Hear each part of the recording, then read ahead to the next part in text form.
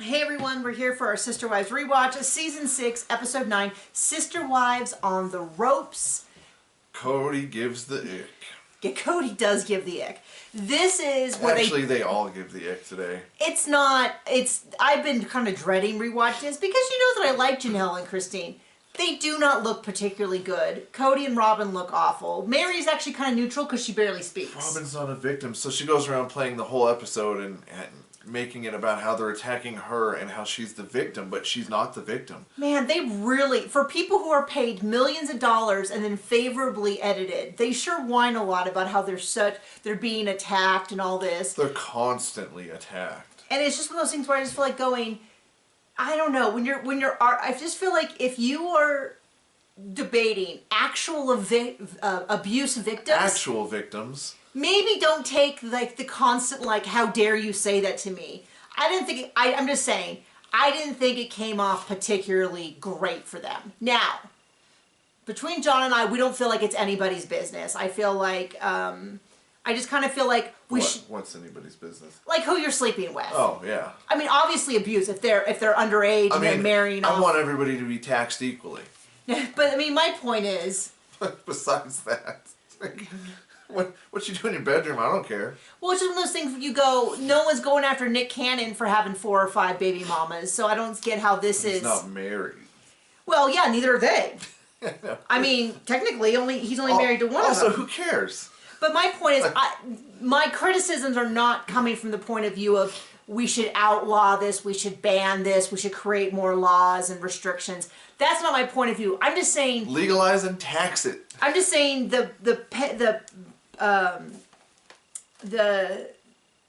sorry, you really threw me. You threw me off with that because I was like, what are you talking about? But you're just being silly. Well, more or less. I mean, with most things, if they just legalize and tax it. Okay. This is not Cody. I don't know what John... I don't know what John's doing over here. Don't take him too seriously. But they show this heated debate. I'm just saying, I did not find the Browns to be particularly likable in this episode. No. The way that they kept framing it as though they were the ones, as when they're talking to like someone who was married off to her like relatives, like relatives, or were abused and were in these terrible cults. I kind of feel like maybe it's time to like back off and make sure that you're not being... I just don't think they came off very well. And then the weirdo professor was being weird.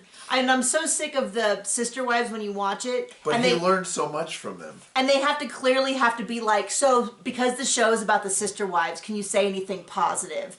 Or whatever. Because it just feels like, boo, boo. Anyway, so...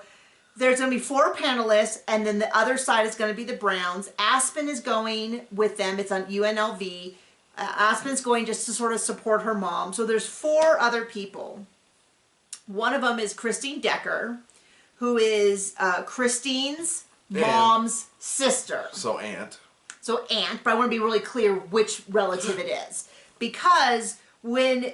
Christine Decker talks, that's also Christine's mom's story, who we know also left polygamy.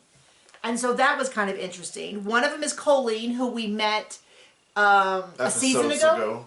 I don't know. Or something like that. She was one of the four or five that they met then. And I tell you what, the way that they kind of went after her this time, kind of to me undermines their whole last time where they were like, I didn't know men could be such bastards.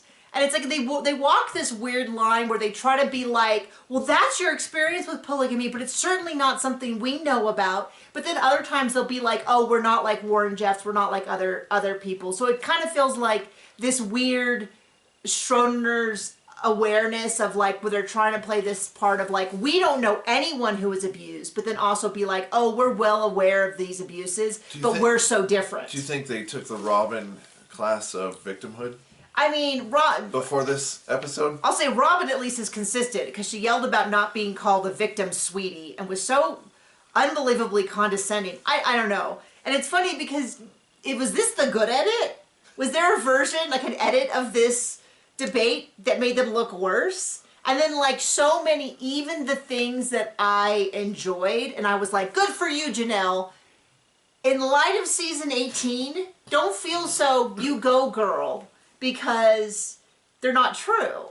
So we'll get to break down a little bit. So that was, my notes are very difficult to read because they did really edit this where they're like, we want you to know who these other people are, but we're going to make sure you have no time to think about what they're saying. Like, boom, boom, boom. So Colleen was there, and then, I can't remember, Willie was there, who was a young boy. Colleen's mom was the 7 of 14 wives. Kristen Deckard they had 13 wives. Her dad had 13 wives, which means that was Christine's grandfather, who's we hear all the time, polygamous royalty. And it's just one of those things where I go, the Browns, the love is multiplied but not divided. 4 is really, you're seeing your husband twice a week. I think people were already pretty dubious, but you're telling me 13 wives, so you're seeing him once every 2 weeks. You're trying to tell me that you have the same connection with each of these wives, and these wives' emotional needs are being met, and their children's emotional needs are being met? I don't know. I think after so many nights, the line is blurred between wife and concubine. I mean, really. So I can't read all of my notes. There was one other Christine that we didn't meet at this point in this episode. We hadn't met, but we barely heard anything from Willie, and I was like, oh, I want to hear more about his experience being a male in this community. He looked like he had a rough life. I don't know how else to put it. I mean, clearly he came from a dysfunctional background, and he hopefully is making the most of it. Yeah, well, and what's crazy is... doing well today, I hope. For those of you who don't know, his name's Benjamin, I believe. One of Cody's nephews is like a comedian, a stand-up comedian, but he does a lot of Sister Wives content. And a lot of the accusations that are made in this episode, he says that's exactly how Cody's family was. Poverty, having the kids work, being undereducated, not having a good education. I'm just saying, it's one of those things where you kind of go, of all the episodes that hold up, this is not one of them. And it doesn't look good for any of them. None of them really come out looking good, really, at least in my mind. So then we meet the UNLV professor who was like Janko Watch or something like that. I couldn't, it was too long for me to manage to write down. And he looks like, well, first of all, I've taken some psychology classes, and they always show like old grainy films from psychologists in the 70s with like kind of weird hair and everything. He fit right in. Like if you told me like, oh, he's a professor of like sociology. Oh, okay. Yeah. Oh, I'm real shocked. Mm-hmm. He also had a little bit of like a it's aliens sort of vibe to him. I mean, it just wasn't a particularly great look. And he's like, well, I study polygamous families all over the North America. And, he's like, it's very exciting to have someone from the Kingston family, was it? Or was it Warren Jeff's family? Or I don't know. I don't really know all these sects very well. We don't follow these cults, so. But he was like, it's going to be really interesting. And then the Browns fall into like, we receive so much criticism. We're constantly being attacked and all that. And I thought, oh, really? Give me millions of dollars and then criticize and attack me, please. Yeah, I mean, it just really feels like, what was the joke you made where they were like, oh, we're constantly being attacked. I'm like, yeah, it must be so tough to have a camera crew follow you around, pay you millions of dollars, edit together your public perception, and then put it on international TV. And you're like, it was something to do with where Cody was going on about how difficult it was. And you're like, sir, this is a Wendy's. Yeah, right. Like, come on, it's really hard to believe you when you take up this big victimhood stance. I mean, it was different in the first season when they didn't have a show and they were talking about their experiences up to that point. But now when they start talking about how difficult it is for them in season 6 of their show that has now bought them multiple houses and he's got a convertible driving. It's really hard for me to be like, oh yeah, this poor dude. The poor Browns. If we think about a group that has been marginalized and exploited. I really think of reality TV stars. You know what I mean? Because it's like, yes, they're polygamous, but now they're reality TV stars. And it's really tough to be like, I think you've lost touch with the common man's experience of being, So there's all of that, and then Christine does. Well, you know I love Christine, but her aunt is on this, and she acts like. I mean, the way she acts is you would think that her aunt used to beat her every night because she's so scared to see her, and it's not. She's just. The big thing is her aunt does not approve of her lifestyle, and she's like, it's not safe to be there with her. I don't want to do this. It's not safe. I know. They did take the Robin's victimhood class. I mean, this is not their most shining of moments. It's really not. Now, I'm going to say something truthfully, though. I am not someone who is great with encountering people that I've had conflict with. There was a time when I was an archery coach where I was standing with my students and I saw someone I did not want to meet, and I dropped to the floor and hid behind one of them. It was Aya. And somebody, and one of the students goes, Nikki, what are you doing? I said, I'm avoiding so-and-so. And they thought that was the funniest thing. And I like crab walked out of there. I mean, in that case, I could understand. That was exactly, the lady who and married. would do the same. That was the lady who married the Eiffel Tower. And her bow and legally, other things. No, she only married the Eiffel Tower because in France you can marry objects. Which, okay, she married the Eiffel Tower, changed her name to Aya. Eiffel. I mean, obviously, and got a huge Eiffel Tower tattooed all down her front, like between her bosoms. And she was so weird, but she wasn't just weird, she was confrontational. She was mean. She was I don't know if you understood that, but she was weird. Well, but I mean, like, if she was just weird in the sport of archery, she's already grading on a curve here. Not the most... We got a lot of, like, engineers. She married a tower, babe. We didn't know that, though. She just showed up one day with a new last name and this guy following her around, so we assumed that she was married to him. Turns out he was just there to carry her replica of a bridge that she was having an affair with. Anyway, point is, I dropped out of sight. So I cannot, when I judge Christine for this, I have to also fully admit I'm not great with confrontations either. Like, and so I'm sort of like she's being a little ridiculous, but I have to also be like, I admit that I don't know that I would be much better in that situation. But then we would both be wrong. But I'm just fully acknowledging that I wouldn't either. So they go on and on. There's so much criticism. It's not safe. And Robin's like, we are such the victims. I'm mad at other healthy polygamous families for not speaking up. And they don't accept our life and all this.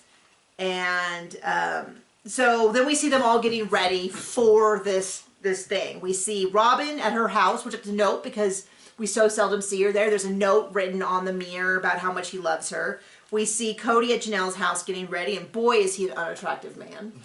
Which I wouldn't normally, I don't point out looks as other than the fact that he just thinks he is such a god. He is God's gift to...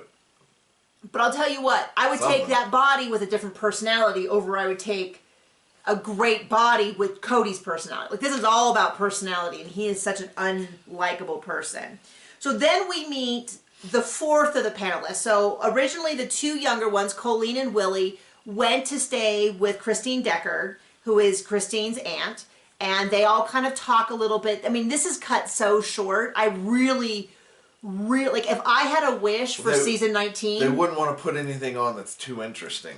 Well, I think they really edited it because they were like, wow, the Browns come across so unfavorably. We really can't talk about these people's story too much because people will be so sympathetic to them that when Robin yells at them, don't make me a victim, sweetie, and Christine, and they all pretend that financial abuse never happens, that it would be so distasteful that people would stop watching. So they really rushed through this. But so they're all getting ready and they leave. But then we meet Christine Marie. The story is a little odd. The story didn't even make sense because the way she said it, she's like, well, I met this man, I was a devout Mormon, I met this man who said he was a prophet, and then I went and joined him, and then he told me that he needed a new first wife, and so he brought on a first wife, and then I became a slave to them, but then they told me he wasn't actually a prophet, he was a false prophet, and no one was religious, and I was like... And he didn't even have another wife. or something. I mean, it was... I genuinely... It was like Robin, but the other end of that. It wasn't one of those situations which does happen where I miss something. Could have been, but she came off as... Well, they only gave us, like, they told us all that in 15 seconds, and I was like, well, that doesn't make sense. Her dipstick didn't reach the oil. She was one brick short of a load. And to be fair, she'd gone through abuse. So if that, I don't know if that's a result of the abuse, kind of, or whether it was just one of those things where it was one of those crazy stories that you cannot compress down. And so any attempt to do so... It sounded quite insane. But I mean, they're talking Unhinged. and this is kind of how it went in the debate too. They would cut over to Christine saying, Christine, I don't know, the aunt. I have her, Christine. Who cares? Anyway, Decker. So Decker saying something that's the most, and then they just like faded out to the next one saying something. They faded out. They were kind of like, you don't need to know about, don't look at the man behind the curtain. Don't look at these other people who have these horrendous stories. We don't want to feature them. We want to hurry up and get to the people that you love and care about defending their lifestyle. And I kind of felt like this isn't the politics. You have a TV show every day for 6 seasons. You don't need to convince these people. And I kind of just felt like if they had just kind of shut up and said, wow, that sounds really difficult. They would have come off 100 times better. Right. So they're starting up and they're like, they go to Christine's house to pick her up and they're like, oh, they think you're a misogynist pig, Cody. And I thought, yeah, well, they weren't wrong. I mean, these people are really looking pretty clairvoyant with all the stuff they said. And then I said, well, do you want to be in the room with these people to talk beforehand? And they're like, no, we couldn't possibly do this. And I thought, yeah, those, I don't know, it just kind of felt like they misunderstood the power dynamic. And were like, oh, poor us with our TV show. We're the real victims here. Hey, sorry about the fact that you were treated like chattel and abused. When clearly I'm the real victim here. So they had them talk about, by the time we get to the end of the episode, there's 13 minutes left to actually see the debate, which is interspersed with them on the couch. So it wasn't even 13 minutes. And then they have the kids talk, and what they say is heartbreaking. So Willie was saying, when they say that the sister wives are friends, but if one sister wife is mad at another sister wife, they won't even take it out on them, they'll take it out on the kids. And Dad wasn't ever around, and when he was bad. And then they just kind of cut away. And then they go to Kristen, sorry, I think it's Kristen, I keep saying Christine, but Kristen Decker, and she's like, I was so sick when my husband went away on his honeymoon, I thought I was gonna die, and I just was suicidal. And then Christine, our Christine Brown, she's like, well, I've got to address this, so I addressed it. And she goes, I love you, but I just don't know what to do with you. And oh, honey, your husband wasn't a good man. And I thought, I don't think she was presenting it that her husband was a good man. Like, I don't know what slam dunk, but it sounded, and I love you, Christine, sounded so deeply. Well, she was in the thralls of... Well, everything that people said about their own life experience, they took as a direct attack that they were trying to take down the Browns. But it just felt so deeply... Yeah, they were looking through Cody and Robin's lens instead of, I guess, anything close to reality. Instead of just being like, I fully recognize that was your situation. So I was like, well, that just doesn't... Condescending was the word I was looking for. It felt so deeply condescending, and I'm like, oh, what? Why didn't you just stop with I love you dearly, and I'm sorry, your husband was, and you're right, your husband was a bad man, and just left it there. And I think people could connect the dots. I don't think all this. What we really need is Robin to translate everything for us. Yeah, they go on about how it's not. We couldn't possibly understand not the anything. system. It's the particular men and all of that. And I mean, that's not like I said. This is not me being like you can't be polygamous. I'm just saying. I just kind of felt like if these people are experiencing, if everyone just stuck to their own opinion, but the Browns really went after them, and then they went, and then no one looked particularly good. But I was saying I would be really interested, which I don't think they'll ever do, because I think that people who actually produce the show want to make polygamy look good. But we would circle back to some of these people. I would see a whole episode with them, and and I'm just, I wrote, oh, that's what I wrote. I wrote, Robin, so blank and defensive. Man, got a little opinion in there. And then they immediately seem confrontational is what I said. And then so then they get questions from the audience, and they said, how many children do you have, Cody? And he says 17. And they said, do you really think you're emotionally available to all those kids? And he says, instead of answering the question. What? He says, what he says. What does he say? Well, my thing was, what he said, go on. He said, I'm there for any of my kids as much as any monogamous man I know. Oh, liar! Liar. John has, because the thing is even in a family, so I am not an expert on big families. Just FYI, especially we only have one kid. And I mostly grew up as an only child because my siblings were so much older. So I'm not an expert at all. But a lot of TikTokers that I follow, because I do a lot of sister wives content, I get a lot of also like fundamentalists of different cultures, like Christian fundamentalists and other Mormon fundamentalists. And a lot of them came from large families, and a lot of them are advocating that these really large families are unhealthy because like a lot of them came from families of like 8, 9, 10, where they feel like I didn't get what I needed as a child. So I'm no expert on that. And I'm certainly not saying that if you have many kids that's your experience. But even in a family of 6, I am hearing people say that is a lot of kids to feel like their needs are being met, let alone 2 families of 6 or 3 or 4. And so, but I'm going to say he's a liar to be like, oh, I spend so much time. I can't even find footage of him holding Truly. There are so few instances versus him holding Solomon, even though they're only like a year and a half apart. But he likes one wife. And one child, apparently. One set of kids. And then they said things, one of them said that there's an issue with education, poor education, with children neglect, with poverty. And Cody just talks over them. That's not true, that's not true. And it's like, well, that might not be true for you, but I thought you guys went on and on and on about how you know that you're not like other, like you know about these other polygamous communities. And then I'll tell you what, his nephew is on TikTok right now talking about his life growing up in the Wyoming ranch and the bakery that he worked in. And he's talking about how he mangled up his finger in the bakery and didn't take him to the hospital because hospitals are evil. And that that's where the whole day-old bread things comes from, is because the bread that didn't sell the first day. Now, day-old bread is not the end of the world in and of itself. It's just that's true, and he confirmed that story about them eating day-old bread and stuff. I guess though, if you don't use preservatives, it goes, well, we'll tell you, because we bought bread once without preservatives. We told the story before. My vegan ex-boyfriend and his new wife came to visit us, and I know that sounds really weird, and it was really weird, but she decided she thought it was really cool and we should all be friends. It's much weirder than it sounds. Anyway, and he's allergic to everything, and so we got him gluten-free bread.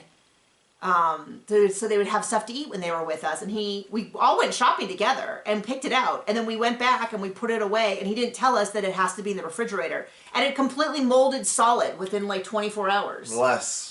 I mean, it was like 13 hours. If you ever have to, like, if your kid ever forgets to do, like, their science fair project and you need mold within 24 hours, get some of that gluten-free bread and leave it out for, like, 10 seconds. And there'll be, like, spores of mountains of... it happened so fast. And then we told him, like, wow, this bread went... He goes, yeah, you have to put it in the refrigerator.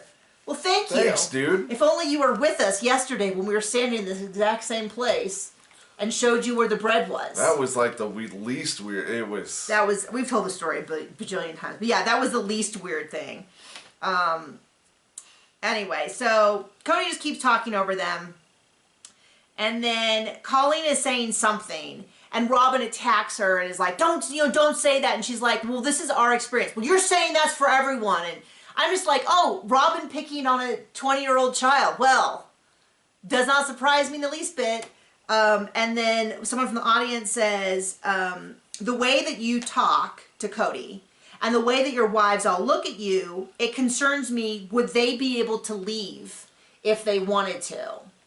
And Janelle is like, I have my own bank account and I have my own income and I don't share with Cody. And it gets like a big cheer, and all I'm thinking is, oh man, Janelle, that did not age. That aged so badly. That aged like moldy cheese. Because, you know, and it makes me sad for her. And I will say, I've seen people say, well, clearly she's not a smart person because a smart person wouldn't gotten in the position she is now. And I'll tell you, first of all, intelligence is not like a single factor where if you're smart, now every decision you make in your life is smart. Like there's definitely people who have different areas. And she is not smart in love with Cody. She's dumb in that. I'll fully admit it. But it doesn't mean that she's not smart about other stuff. Yep. But she's dumb when it came to Cody. And it's like, it's so cringy because I watch that and I go, oh, Janelle. Oh, gosh. That aged so badly. Yep. And it was a fully legitimate question. And then Mary's like, you know, I love my husband. Because they're like, well, he's not with you every night. And then she's yelling at Chris He's Decker. not with her ever. And then I'm like, Mary, why are you being so defensive? You told us by this point he wasn't sleeping with you. Like, it just, some of it's like the hypocrisy of like, we know what was happening. And so to see them fighting so hard. To keep up an illusion. Well, there's that phrase. I mean, they were getting money, so I guess there was that reason. I'm going to use a phrase I heard, and I think I'm using it correctly, which is a hit dog hollers.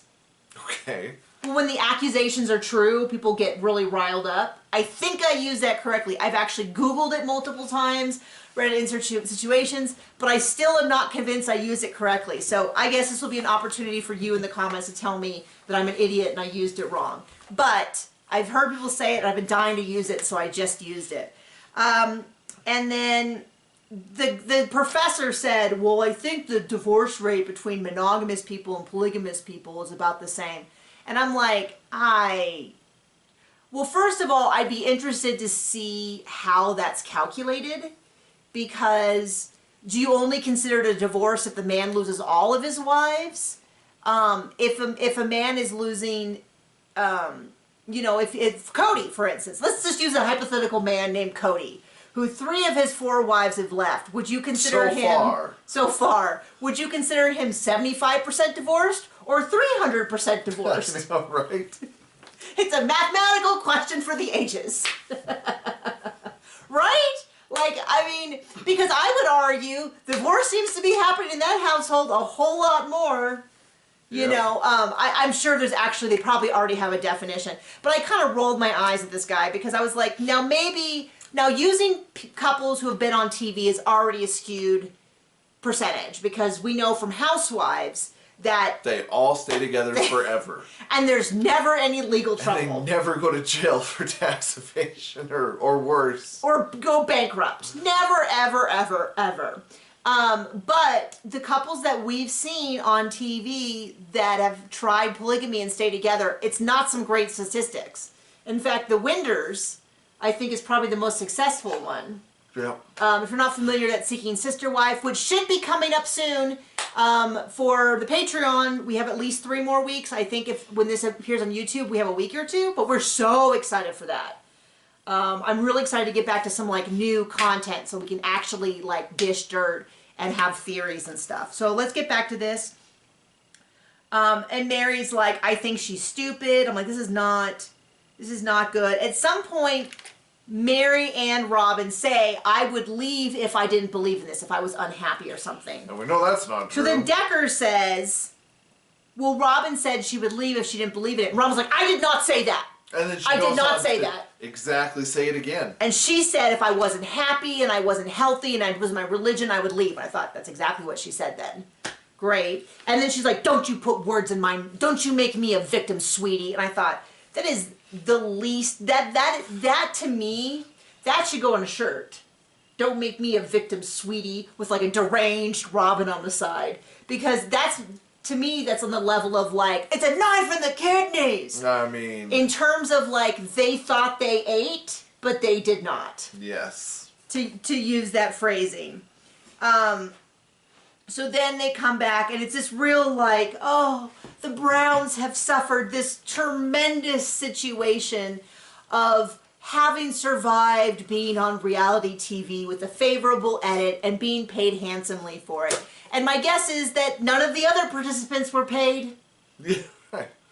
Maybe they got reimbursed for their gas. I haven't seen their show. Do they maybe get a hotel room? Actually, Colleen did have a show. She, for a while, was on a show, which we never have watched, where they go in and they help sneak people out of polygamy. Oh, okay.